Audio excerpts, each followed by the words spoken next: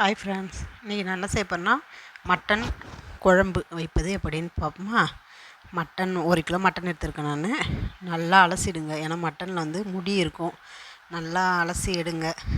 நான் வந்து கட் பண்ணல, அப்படியே கடையில் வாங்கி அந்த பீஸ் போட்டாங்களோ அப்படியே தான் போட்டிருக்கேன். அப்படியே எடுத்து கழுவிட்டு குக்கரில் போட்டு 1 ஸ்பூன் மஞ்சள்தூள், கொஞ்சம் இஞ்சி பூண்டு பேஸ்ட்டு நான் அரைச்சி வச்சுருக்கேன், அதையும் இது கூட சேர்த்துக்கலாம். கல் உப்பு கொஞ்சம் போட்டுக்கோங்க, கொஞ்சம் இஞ்சி பூண்டு பேஸ்ட்டு அது கூட சேர்த்துக்கோங்க. ஏன்னா எதுக்கு இது உப்பும் இஞ்சி பூண்டு பேஸ்ட்டு போடுறேன்னா, அப்போ தான் மட்டன் வேகக்குள்ளே அதில் கொஞ்சம் காரம் உரைச்சிருக்கும், உப்பும் உரைச்சிருக்கும். அதுக்காக வேக வைக்கக்குள்ளே இது லைட்டாக போட்டுருங்க. போட்டு ஒரு 1/4 டம்ளர் அளவுக்கு தண்ணி, அது கொஞ்சம் தான் தண்ணி வைக்கிறேன், ஏன்னா மட்டனில் தண்ணி விடும். அதனால் இந்த அளவு வச்சா போதும், ரொம்பலாம் தண்ணி வைக்க தேவையில்ல. அப்படியே குக்கர் மூடி போட்டு அடுப்பில் எடுத்து வச்சுருங்க. நல்லா ஒரு 5 விசில் வர அளவுக்கு பஞ்சு பஞ்சாக வேகட்டும். ஏன்னா மட்டன் வந்து கொஞ்சம் ஹார்டாக இருக்கும் வேவலைன்னா. போட்டு அடுப்பு பற்ற வச்சிட்றேன். குக்கர் எடுத்து நான் அடுப்பில் வச்சிட்றேன். இங்கே பாருங்கள், நல்லா வெந்துடுச்சு. அந்த கேப்பில் வெங்காயம்லாம் கட் பண்ணிடலாம். நான் வந்து பெரிய பெரிய வெங்காயம் ஒரு 3 வெங்காயம் எடுத்து கட் பண்ணி வச்சுக்கிறேன். ஏன் இவ்வளோ பெருசாக கட் பண்ணுறேன்னா, வதக்கி அரைக்கத்தான் போகிறோம். அதனால் ஒரு தக்காளி, ஒரு அரை மூடி தேங்காய், ஒரு துண்டு இஞ்சி, ஒரு 10 பல்லு பூண்டு. இப்போ நான் பெருசாக கட் பண்ணிவிட்டேன். இதெல்லாம் வதக்கி அரைக்க போகிறோம். பொடியாக கட் பண்ணி ஒரு 2 வெங்காயம் எடுத்து வச்சுருக்கேன். இப்போ கடாயை வச்சு அதில் ஒரு 3 ஸ்பூன் எண்ணெயை விட்டு அதில் கட் பண்ணி வச்ச வெங்காயம் பெருசாக கட் பண்ணோம்ல, அது கொஞ்சம் அதுக்கு முன்னாடி பட்டை, கிராம்பு, பிரிஞ்சி இலை எல்லாம் போட்டுருங்க. இஞ்சி பூண்டு போட்டு அப்படியே வதக்கிடுங்க. வதக்கிட்டு கொஞ்சம் 1 ஸ்பூன் சோம்பு, 1 ஸ்பூன் சீரகம் அது கூட சேர்த்து நல்லா வறுத்துடுங்க. வறுத்துட்டு இப்போ பச்சை மிளகா, 1 கொத்து கருவேப்பிலை போட்டிருக்கேன். கருவேப்பிலை வாசனை நல்லாயிருக்கும், அதனால் கருவேப்பிலை கொஞ்சம் போட்டிருக்கேன். அதில் கட் பண்ணி வச்சு அந்த வெங்காயத்தை போட்டு நல்லா வதக்கிடுங்க. என் பொண்ணுக்கு அதுங்காட்டி பசி எடுத்துச்சு, பிள்ளைக்கு கிச்சன்லேயே நின்றுங்கிறா என் கூடயே. இப்போ வந்து தக்காளி பழத்தை போட்டுடலாம். போட்டு வதக்கிடுங்க. நல்லா வதக்கிட்டு இப்போ துருவி வச்ச தேங்காவை எடுத்து அது கூட சேர்த்துக்கலாம். இதெல்லாம் ஒன்றா போட்டு வதக்கக்குள்ளே வாசனை வந்து குழம்புடைய வாசனை வந்து நல்லாயிருக்கும். இப்போ வதக்கி அப்படியே ஆற வச்சுருங்க. ஒரு கடாயை அடுப்பில் வச்சு கடாய் காஞ்ச உடனே கொஞ்சமாக எண்ணெய் போட்டுங்க.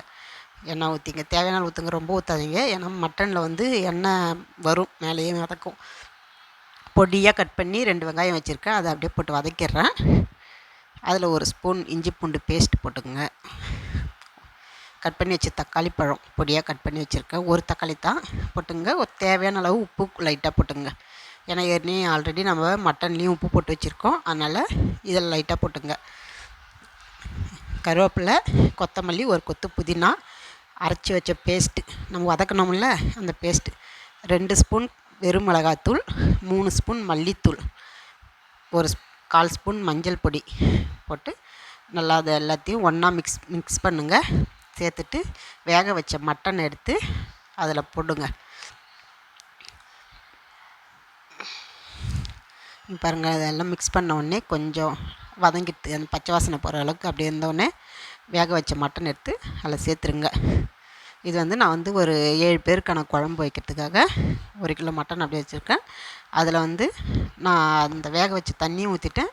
அதை அரைச்சி வச்ச அந்த கிண்ணத்தில் இருந்த தண்ணியும் கொஞ்சம் எடுத்து தேவையான அளவு தண்ணி வச்சுக்கினேன்.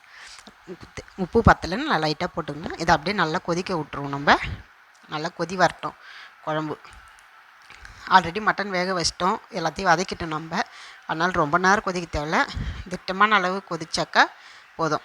இப்போ ஒரு வேறு பாத்திரத்தில் மாற்றிடலாம். மாற்றி வச்சுட்டு அது மேலே ஃபைனல் டச்சிங்க கொஞ்சம் கருவேப்பிலை, கொத்தமல்லி போட்டுடலாம். போட்டுட்டு அதுக்கப்புறம் சர்வ் பண்ண ஆரம்பிக்கலாம். ஆஹா, சிக்கன் பிரியாணி.